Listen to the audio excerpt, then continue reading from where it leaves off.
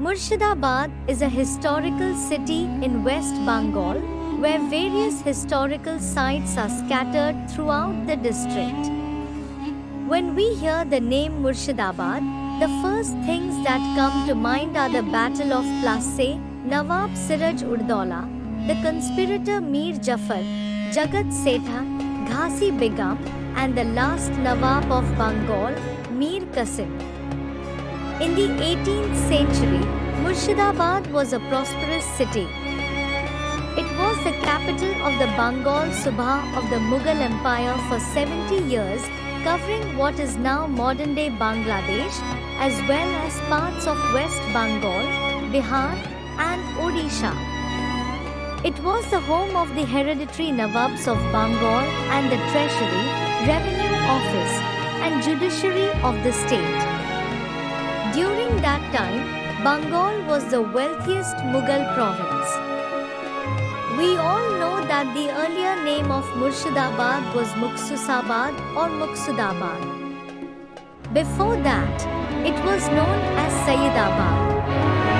Through today's video, I will present to you the story of the naming of Murshidabad from Sayyidabad to Muksudabad and then to Murshidabad. The year was 1587 when the Mughal ruler Akbar was on the throne in Delhi. In the legal Akbari records, there is mention of a man named Maqsood Khan, who was the Faujdar, district officer, of Raj Mahal under Emperor Akbar.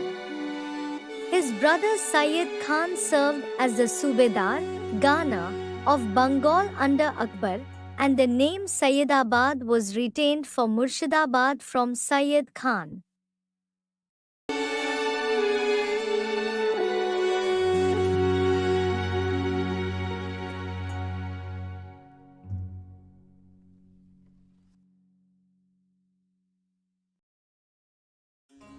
Later, Maqsood Khan brought soldiers to drive out the Portuguese from Bengal.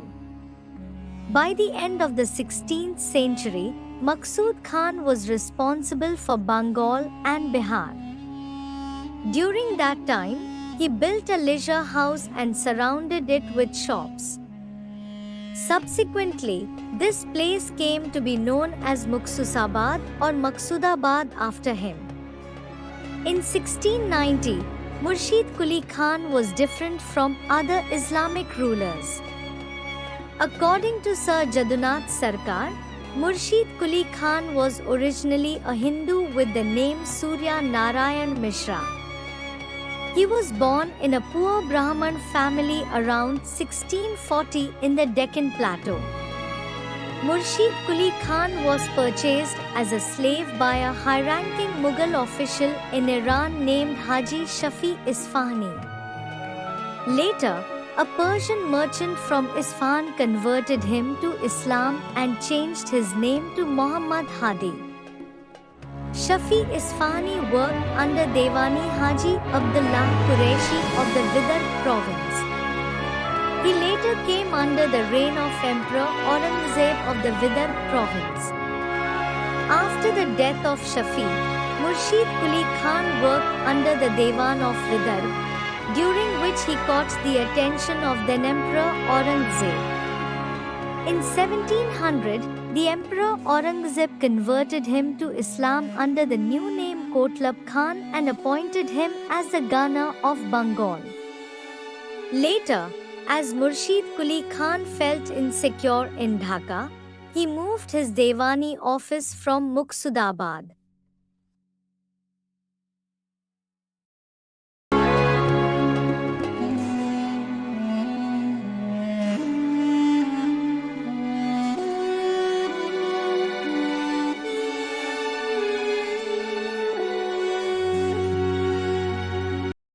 He stated that he relocated the office as Muksudabad was situated in the central part of Bengal, making communication easier across the province. Murshid Quli Khan went to Bijapur to meet Aurangzeb and to hand over the revenue he had collected from the province. The emperor was pleased with his work and gifted him clothing, a flag, and a sword. He also conferred the title of Murshid Kuli upon him and permitted him to change the name of the city of Murshidabad. Historian Jadunath Sarkar stated that this title was given to him around 23rd December 1702, and it would take at least 3 months to return to the city. Therefore, in 1703, the name Muqsudabad was changed to Murshidabad. Although there are many historical disagreements over this date. I hope you liked the video. In the next episode, I will return with detailed information about the first independent Nawab of Bengal, Murshid Quli Khan, and the Katra Mosque built by him. Until then, take care, stay healthy, Namaskar.